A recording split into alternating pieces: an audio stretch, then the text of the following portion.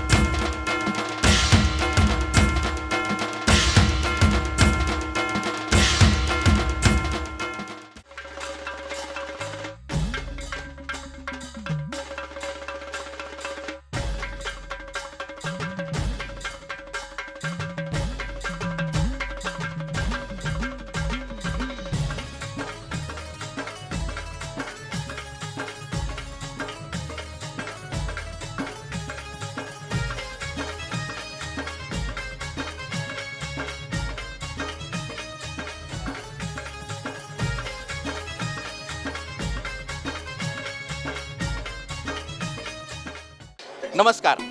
माझं गाव माझं दैवत या विशेष कार्यक्रमात आपलं सर्वांचं स्वागत. मंडळी, कोल्हापूर जिल्ह्यात आता यात्रा, जत्रा, उरूस याचा माहोल आहे. याच अनुषंगानं आम्ही हा विशेष कार्यक्रम सादर करत आहोत. राधानगरी तालुक्यातील तिटवे या गावात आता मी आहे.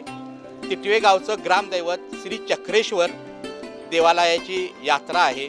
या निमित्तानं आम्ही माझं गाव माझं दैवत हा विशेष कार्यक्रम आम्ही सादर करत आहोत.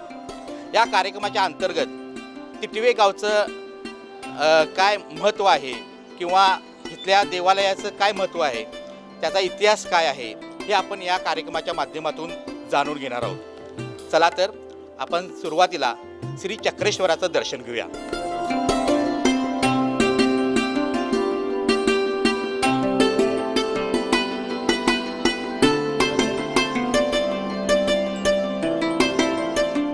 कोल्हापूर गारगोटी रोडवर राधानगरी तालुक्यामध्ये तिटवे हे गाव वसलंय. श्री चक्रेश्वराच्या कृपेनं तिटवे हे गाव सुजलाम सुफलाम आहे.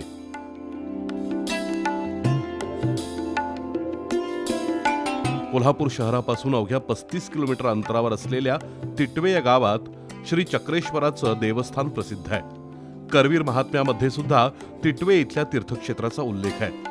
महर्षी अगस्ती आणि त्यांच्या पत्नी लोपामुद्रा यांनी या तीर्थक्षेत्राला भेट दिल्याचा उल्लेख आहे. पंचक्रोशीतलं एक महत्वाचं तीर्थक्षेत्र म्हणून चक्रेश्वर देवालयाला ओळखलं जातं. पुरातन काळी इथं एक जुनं मंदिर होतं. त्याबाबत इथल्या जाणकारांच्या माहितीनुसार एक आख्यायिका सांगितली जाते. मंदिर पूर्वीच्या काळी 5 पांडवांनी एका रात्रीत बांधलं होतं असं म्हटलं जातं. तिटवे पंचक्रोशीत प्रसिद्ध असलेलं आमचं चक्रेश्वराचं हे हेमाडपंथी मंदिर करवीर महात्म्य ग्रंथामध्ये 55व्या अध्यायामध्ये याचा उल्लेख आहे. अगस्त ऋषी आणखी लोपामुद्रा ज्यावेळी या करवीर नगरीमध्ये भ्रमंतीसाठी आले होते, त्यांनी महालक्ष्मीचं दर्शन घेतलं, पूजा अर्चन केलं. आणखी अष्टलिंगापैकी एक श्री चक्रेश्वराचं दर्शन घेण्यासाठी हे आमच्या तिटवे या गावी आलेत. पूर्वी हेमाडपंथी मंदिर होतं. पांडव कालामध्ये या मंदिराची निर्मिती झाली अशी आख्यायिका आहे आणि या भागामधील एक जागृत देवस्थान म्हणून श्री चक्रेश्वराची महिमा आहे. त्या काळात हे मंदिर मोठमोठ्या दगडांनी बांधलं गेलं होतं. ते महाकाय दगड आजही सहज हलवता येऊ शकले नसते. पण मंदिर लहान असल्यामुळं भक्तांची संख्या जसजशी वाढू लागली तसतसं देवदर्शनासाठी गाभाऱ्यात जाणं मुश्किल होऊ लागलं. सणासुदीला तर इथं प्रचंड गर्दी व्हायची. वयोवृद्धांना मंदिराचा गाभारा सखलात असल्यामुळं दर्शनाला जाणं सुद्धा अशक्य होतं. ही अडचण लक्षात घेऊन गावचे प्रतिष्ठित नागरिक कैलासवासी विठ्ठल नार्वेकर, विष्णुपंत देसाई, यशवंतराव चौगले, आप्पाजी पाटील आणि त्यांच्या सहकाऱ्यांनी स्थापन केलेल्या मंदिर जीर्णोद्धार समितीनं 3 मार्च 1989 रोजी पायाभरणी करून नवीन मंदिर उभारण्याला सुरुवात केली.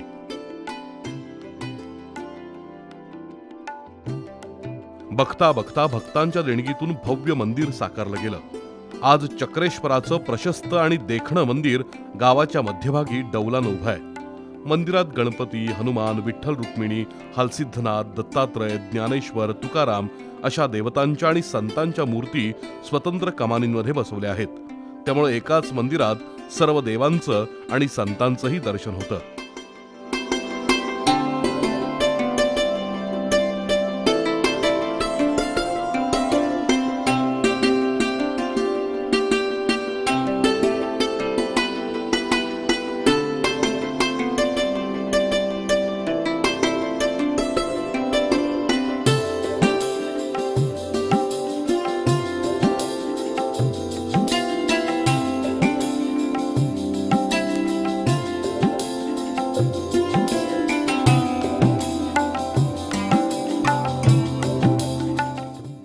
मंदिरात प्रवचनासाठी व्यासपीठाची व्यवस्था केली आहे. वर्षभर अनेक सांस्कृतिक कार्यक्रम, आध्यात्मिक कार्यक्रम, त्याचबरोबर हरिनाम सप्ताह मंदिरात आयोजित केले जातात. टिटवे गावातील चक्रेश्वर मंदिराची जशी प्राचीन आणि संस्कृती आहे त्याचप्रमाणे टिटवे गावामध्ये अतिशय चांगल्या पद्धतीने वारकरी संप्रदायाचं काम चाललेलं आहे. जवळजवळ 150 ते 200च्या आसपास या ठिकाणी वारकरी आहेत. ते पंढरपूरच्या ठिकाणी वास्करांच्या ठिकाणी असतील किंवा अन्य गुरूंच्याकडे जाऊन ज्यांनी अनुग्रह घेतलेला आहे अशा माध्यमातून वारकरी संप्रदायाचं काम या ठिकाणी अतिशय चांगलं चाललेलं आहे. श्रावण महिन्यामध्ये 7 दिवस अतिशय आनंदानं सगळ्या गावाच्या एकोप्यानं हरिनाम सप्ताह या ठिकाणी साजरा केला जातो. मोठमोठे अतिशय ज्ञानी असणारे प्रवचनकार असतील, कीर्तनकार असतील यांना या ठिकाणी आमंत्रित करून ज्ञानदानाचं काम टिटवे गावामध्ये फार मोठ्या प्रमाणात केलं जातं आणि त्या माध्यमातून संस्कृती जी आपली आहे ती संस्कृती, संतांचं जे वाङ्मय आहे ते वाङ्मय युवा पिढीपर्यंत पोहोचवण्याचं काम या ठिकाणी चांगल्या पद्धतीने केलं जाते. कारण युवा पिढीवर आजकाल चांगले संस्कार होण्यासाठी एकमेव जर काय असेल ते संतांचे विचार युवा पिढीपर्यंत पोहोचवणं हे एकमेव कार्य या वारकरी संप्रदायाच्या माध्यमातून आपण या टिटवे गावापर्यंत करतो. मंदिरामध्ये दर सोमवारी संध्याकाळी 7 वाजता आरती केली जाते. त्याची सुरुवात 3 मार्च 1998ला झाली. आजपर्यंत ही परंपरा अखंडितपणे सुरू आहे. चक्रेश्वर मंदिराजवळ 11 मारुतींची तुळस उभी आहे. त्या ठिकाणी दर शनिवारी दर्शनासाठी भाविक गर्दी करतात. या मंदिराचं एक वैशिष्ट्य म्हणजे गावाच्या मध्यभागी श्री चक्रेश्वराचं देवस्थान आहे. मात्र दुर्गंगा काठी मंदिराच्या पूर्वेकडच्या बाजूला पिंपळाच्या झाडाखाली एक महादेवाची पिंड आहे. या महादेवाच्या पिंडीला पुराचं पाणी लागल्यानंतर या मंदिरामध्ये आपोआप पाणी येत होतं. हा एक चमत्कारच म्हणावा लागेल. श्री चक्रेश्वर यात्रेच्या निमित्तानं दर 3 वर्षांनी बालंगाचा कार्यक्रम होत असतो. आप्पाची वाडी इथले हलसिद्धनाथ या दिवशी चक्रेश्वराच्या भेटीला येतात. या प्रसंगी जागरण आणि भाकणुकीचा कार्यक्रम संपन्न होतो. चांग भलचा गजर भक्तांना मंत्रमुग्ध करतो. यावेळीची भाकणूक ही अतिशय महत्त्वपूर्ण मानली जाते. हे झालं टिटवे गावच्या मंदिराबद्दल. आता आपण थोडं टिटवे गावाकडे वळूया.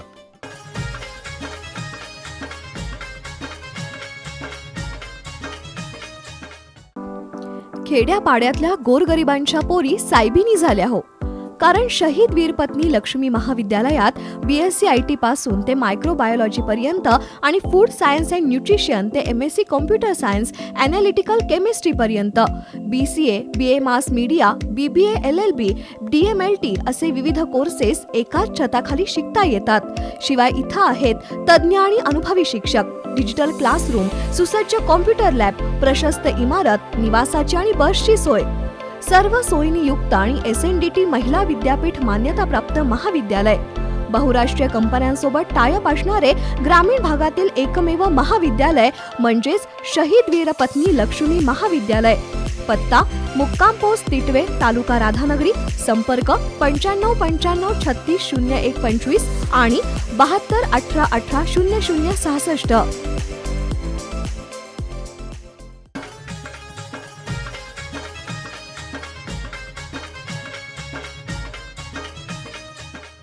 टिटवे गावाला मोठी सांस्कृतिक परंपरा लाभली आहे.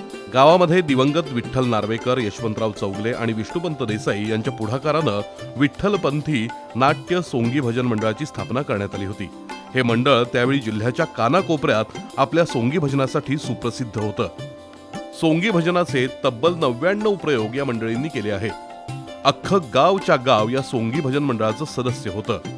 विलास डागे पाटील, सदाशिव भोगटे, तानाजी नांगरे, एकनाथ पाटील नाधावडेकर, बाळासाहेब कराळे, दिवंगत प्रकाश किल्लेदार आदी तरुण मंडळी त्यावेळी या सोंगी भजनाचा आधारस्तंभ होती. या सोंगी भजन मंडळानं अनेक स्पर्धांमध्ये विजेतेपद पटकावलं होतं. एवढंच नव्हे तर विठ्ठलराव नार्वेकर, यशवंतराव चौगले यांच्या पुढाकारानं या ठिकाणी राज्यस्तरीय नाट्य स्पर्धा देखील भरवल्या जात होत्या. या स्पर्धांसाठी प्रभाकर पणशीकर, सूर्यकांत मांढरे यांच्यासारखे दिग्गज कलाकार सुद्धा इथं येऊन गेलेत. या राज्यस्तरीय नाट्य स्पर्धेला तालुक्यातल्या राजकीय मंडळींनी भरभरून सहकार्य केलं.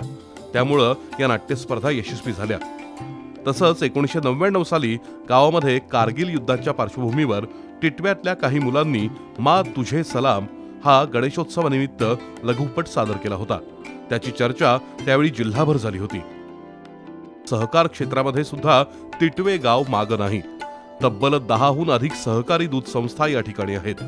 त्याचबरोबर सेवा संस्थांच्या माध्यमातून टिटवे गाव प्रगतीच्या मार्गावर आहे. गावचा मुख्य व्यवसाय शेती असला तरी दुग्ध व्यवसाय सुद्धा अविभाज्य घटक बनलाय. गावातील तरुण आता नवनवीन उद्योग व्यवसायांमध्ये यशस्वी वाटचाल करतायत. आमच्या गावच्या दूध संस्थेच्या बाबतीत बोलायचं झालं तर आमच्या गावची पहिली दूध संस्था उदय सहकारी दूध संस्था ही गावातली पहिली संस्था. त्याच्यानंतर दुसरी संस्था इंदिरा सहकारी दूध संस्था दुसरी. त्याच्यानंतर 8 दूध संस्था आमच्या गावामध्ये झाल्या आणि या दुधाच्या माध्यमातून आमच्या गावची भरभराटी झाली आणि चारा पिकासाठी सुद्धा आमचं गाव या जिल्ह्यात अग्रेसर आहे. मका उत्पादन आणि मक्याचा चारा 8-10 गावात आपल्या टिटव्यातून जातो आणि हे सगळं विकास झालेला आहे त्या सगळ्या दूध संस्थेच्या माध्यमातून झालेला असं म्हटलं तर वावगं ठरणार. विकास सेवेच्या संस्थेच्या माध्यमातून लोकांच्या आर्थिक अडचणी दूर करणे, त्यांना वेळोवेळी आर्थिक मदत करणे, कोणताही गटतट न मानता चांगल्या तऱ्हेनं आम्ही आमची ही चक्रेश्वर विकास सेवा संस्था पार पाडली आहे. आणि यासाठी आम्हाला आमचे कैलासवासी पंडितराव आबदार यांचं मार्गदर्शन लाभलं होतं आणि त्यांच्या मार्गदर्शनानुसारच आम्ही ही संस्था कार्यरत ठेवलेली आहे. शैक्षणिक क्षेत्रामध्ये सुद्धा टिटवे गाव मागं नसून विद्या मंदिर टिटवे शाळेच्या माध्यमातून अनेक विद्यार्थी आपला ठसा उमटवत आहेत.